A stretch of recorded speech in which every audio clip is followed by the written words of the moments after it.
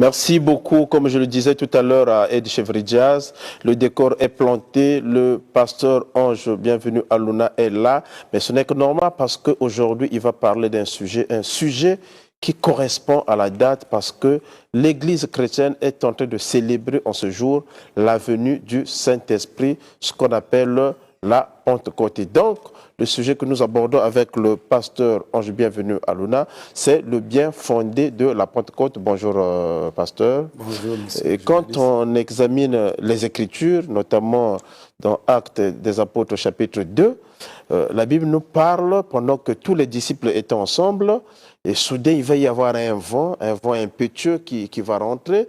Et après, il va y avoir des manifestations, des langues qui se poseront sur les têtes des uns et des autres. Et après, les gens ont commencé à s'exprimer, dire des choses. Pierre même va se permettre, après que les gens aient pensé qu'ils étaient certainement ivres, il va dire non, c'est la 9e heure, ils ne sont pas ivres, ces gens-là. C'est la promesse que Dieu avait faite à Joël. Hein?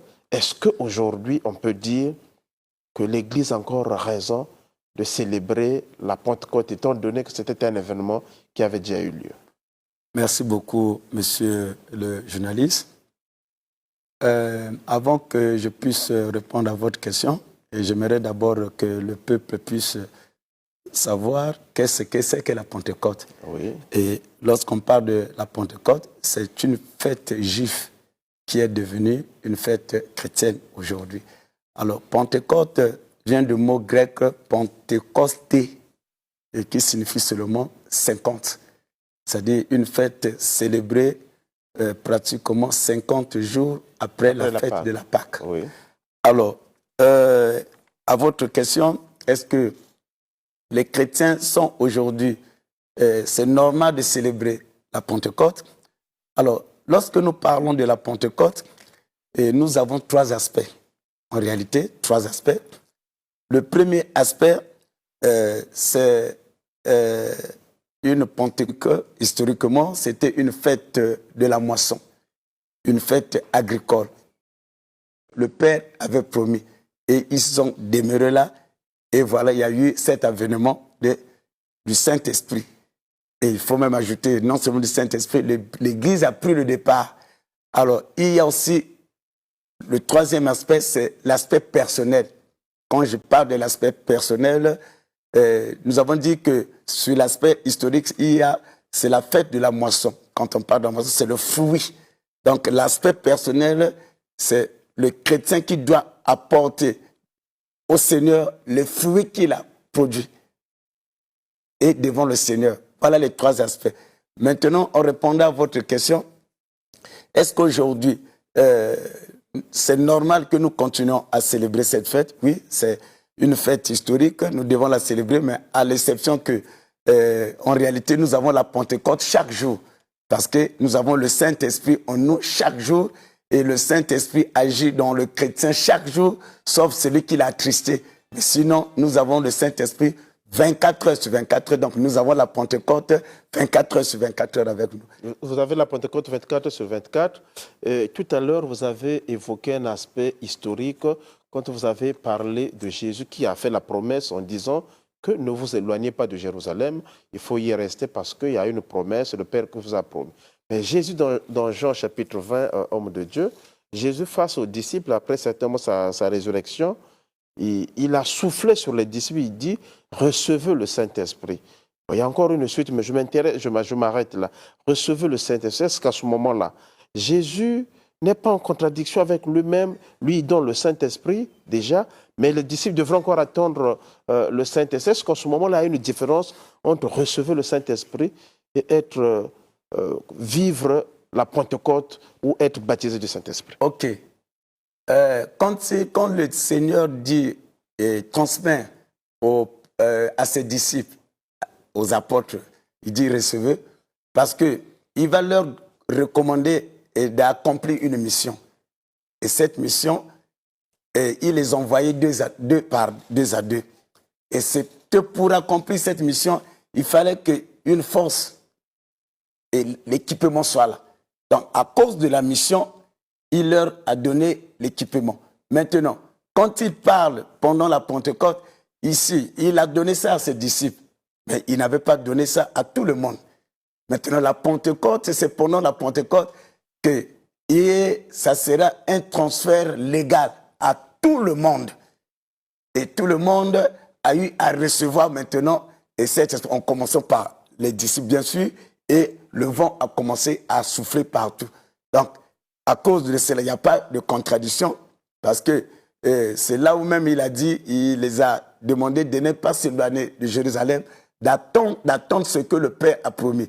Et qu'est-ce que Joël nous dit? Joël nous parle des fils, vos filles, les vieillards. Vous voyez comment donc c'est au-delà des disciples, ça concerne maintenant toute la couche. Et il n'y a pas de, donc c'est l'accomplissement de cette promesse. Et c'est là, en abordant cette question, donc nous sommes déjà sur le deuxième aspect de la Pentecôte. Et quand on énumère cela, les apôtres ont reçu le Saint-Esprit et, comme vous avez su le dire, en ce net moment, la Pentecôte a transformé les disciples. Avant, ils avaient une autre nature et après cet avènement, ils étaient tous affectés. Et ils avaient maintenant le fruit. Quel était ce fruit? Ils parlaient de nouvelles langues. Et vous voyez le monsieur comme Pierre, un simple pécheur, avait un discours maintenant bien outillé. Il parlait comme plus qu'un professeur qui a étudié l'orthographe avec un son particulier, parce que c'était le fruit. Et d'où j'en profite également, lorsque nous les chrétiens, nous célébrons cette fête, nous devons présenter à notre Dieu ces fruits-là. Est-ce qu'on a eu des fruits après sa conversion? Parce que c'est la fête de fruits. Les apôtres, le Seigneur était fier d'eux parce qu'il y a le Saint-Esprit. Et Pierre, quand il parlait, et un simple discours qui a mené à gagner beaucoup les âmes au pied du Seigneur. Mais le bien-aimé qui m'écoute, oui, la fête de la Pentecôte, c'est bon de la célébrer. Mais quels sont les fruits qu'on apporte auprès du Seigneur? Quelles sont les âmes qu'on a gagnées au pied du Seigneur? Ou bien on est là pour les égarer encore? Parce que devant le monde actuel, devant les mauvaises pratiques dans la société, devant la réalité qui se passe, c'est maintenant là où on va reconnaître qui est chrétien et qui ne l'est pas. Est-ce qu'à ce niveau-là, c'est une volonté de vouloir égarer, parce que finalement, vous m'avez précédé, c'est la question que j'allais vous poser. Aujourd'hui, dans l'Église, les fruits palpables de ce baptême, de cette visitation, vous avez déjà évoqué, c'est la fête de la moisson, qu'on devrait apporter les fruits. Est-ce que c'est nous qui apportons les fruits ou c'est l'Esprit en nous qui produit les fruits? Ok, merci, une très bonne question. Vous savez que quand le Saint-Esprit est venu, et l'avènement du Saint-Esprit, le Saint-Esprit apportait quoi concrètement aux disciples? Le Saint-Esprit, et avec l'avènement de la Pentecôte, le Saint-Esprit nous a équipés. Et cet équipement, il y a le caractère de Christ qui s'est reproduit en nous. Et dans ce caractère, c'est-à-dire nous avons les fruits de l'Esprit. Quand on parle du fruit de l'Esprit, nous avons la patience, nous avons la bonté, nous avons la joie, ainsi de suite. Donc ça, c'est le caractère de Christ en nous. Alors, 2, nous avons sa puissance. Et la puissance ici nous permet de résister devant l'ennemi. Et la Bible dit que voici les miracles qui accompagneront ceux qui auront cru à mon nom, ils chasseront les démons. Donc, à cause de cette puissance, nous avons la capacité de chasser les démons. Et maintenant, ayons le caractère de Christ en nous. C'est le fruit que le Saint-Esprit nous porte. Mais nous sommes appelés également à porter ces fruits. Nous devons démontrer par rapport à notre comportement. Monsieur Teska, qui est un chrétien, il a reçu les fruits et le caractère de Christ. Il doit le démontrer maintenant dans son comportement. Mais si dans le comportement, hier, étant tu étais dans l'ivrognerie, lorsqu'on reçoit le caractère de Christ et sa puissance, on reçoit la délivrance et on abandonne l'ivrognerie. Le bien que je veux faire, je n'arrive pas à le faire, mais le mal que je hais, C'est ce que je fais. Ok. Pour toi, c'est Paul qui dit ça. Le bien que je veux faire, je n'arrive pas à le faire. Et le mal, exactement. Maintenant, il se passe un problème. Le Seigneur nous a dotés. Alors, vous savez que, monsieur le journaliste, nous les chrétiens guérisons, le don de miracles. Mais nous ne demandons pas, les gens ignorent. Et je j'aimerais dire aux bien-aimés qui me suivent, vraiment, au lieu de demander le don de guérison, le don de miracle, demandez aussi le fruit de l'esprit, la patience, la joie. Parce que sans le fruit, il y a des équilibres. Il doit avoir la puissance, les 9 dons et les 9 fruits afin qu'il ait concordance. Alors, maintenant, le bien que je veux faire, je n'arrive pas. Qu'est-ce qui se passe? Maintenant, c'est à ton niveau. Nous avons l'homme spirituel et nous avons l'homme charnel. L'homme, c'est-à-dire l'homme intérieur et l'homme extérieur. Maintenant, lorsque tu as une vie de prière, lorsque tu lis la Bible, lorsque tu es dans la vie des jeunes, et sachez-le que lorsque vous avez une relation particulière avec le Seigneur, c'est l'homme intérieur qui prédomine sur l'homme extérieur. Alors, en ce moment, quand votre esprit est supérieur à la chair, c'est là où vous allez dominer l'esprit, le corps spirituel va dominer la chair. Et quand les désirs de la chair arrivent, c'est les désirs spirituels qui priment. Mais lorsque le corps, sur le plan spirituel, vous êtes faible, et c'est le charnel qui vous domine, alors malgré les décisions que vous allez prendre, vous n'allez pas y atteler parce que c'est le charnel qui domine sur le spirituel. C'est le charnel qui domine sur le spirituel. En résumé, qu'est-ce qu'on retient de cet entretien? Alors, en résumé, je veux dire ceci aux bien-aimés. Devant la montée, par exemple, de l'islam aujourd'hui, là où Paul est passé, en Turquie, on ne parle plus des chrétiens, c'est l'islam. Alors, nous devons, nous les chrétiens, nous les serviteurs de Dieu, et ce n'est pas seulement de célébrer cette Pâque, mais apportons les fruits. Et nous devons accomplir la mission de notre Seigneur, au lieu d'être demeurés dans les débats, d'insulter les autres, alors que les autres sont en train de gagner le terrain. On ne sait pas demain le Congo-Brazzaville dans 50 ans. Est-ce que ça ne sera pas un pays, une nation islamisée? Alors, nous devons nous réveiller.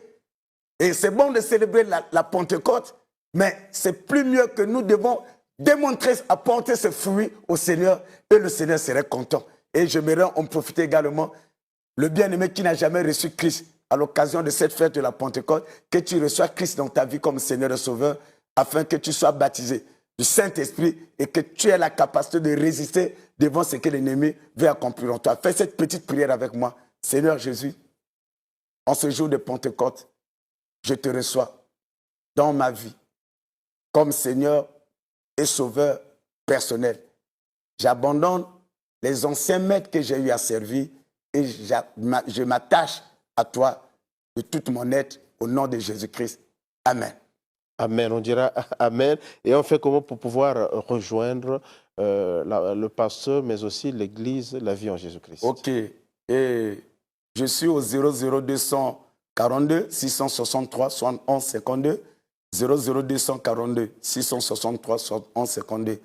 Et je vais en profiter pour bénir, puisque nous venons d'ouvrir une 10e assemblée dans le quartier Ebaliko. Que le Seigneur bénisse les âmes qui nous a envoyés là-bas. Et le quartier général de la vie en Jésus-Christ se retrouve au quartier général à Douai, sur Viaduc.